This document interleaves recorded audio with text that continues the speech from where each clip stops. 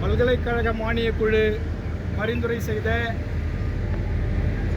நீதிமன்றம் ஆணையிட்ட மாதம் 50,000 ரூபாய் வேண்டி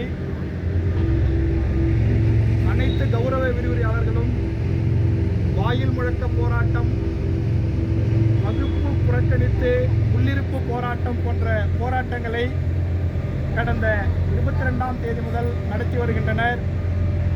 நாங்களும் எங்கள் பர்கூர் அரசு மகளிர் கலை மற்றும் அறிவியல் கல்லூரியில் இன்று 2வது நாளாக ஊதிய உயர்வு வேண்டி வாயில் முழக்க போராட்டத்தில் ஈடுபட்டுள்ளோம். இந்த வாயில் முழக்க போராட்டத்தில் கலந்து கொண்டிருக்கின்ற அத்துணை பேராசிரியர் பெருமக்களுக்கும் என் இதயம் கனிந்த வணக்கத்தையும் நன்றியையும் தெரிவித்துக் கொள்கிறேன்.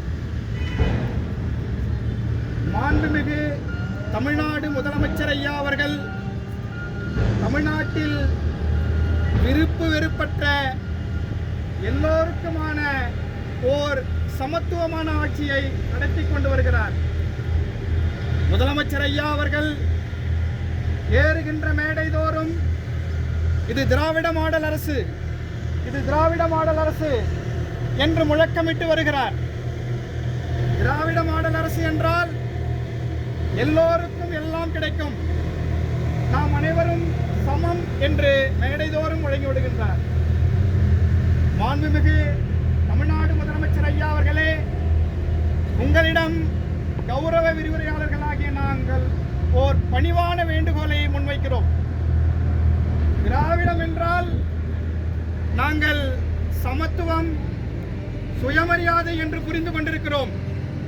நீங்கள் மேடைதோறும் திராவிட மாடல் அரசு, திராவிட மாடல் அரசு என்று பேசுவதன் மூலம் தமிழ்நாட்டில் கௌரவ விரிவுரையாளர்களாக பணியாற்றுகின்ற எங்களுக்கு சமத்துவமும் சுயமரியாதையும் இழந்து நாங்கள் கொத்தடிமைகள் போல வேலை செய்து கொண்டிருக்கின்ற அவலநிலை ஏற்படுகின்றது.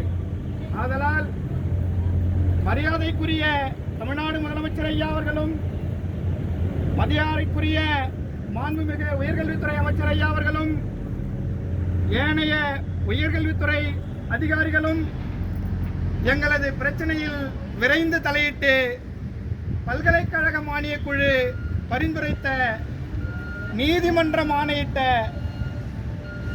ஊதியமான 50,000 ரூபாயை மாதந்தோறும் வழங்கி எங்களையும் இந்த சமுதாயத்தில் சுயமரியாதை மிக்க மக்களாக காத்திட உங்கள் பொற்பாதங்களை பணிந்து வேண்டுகிறோம்.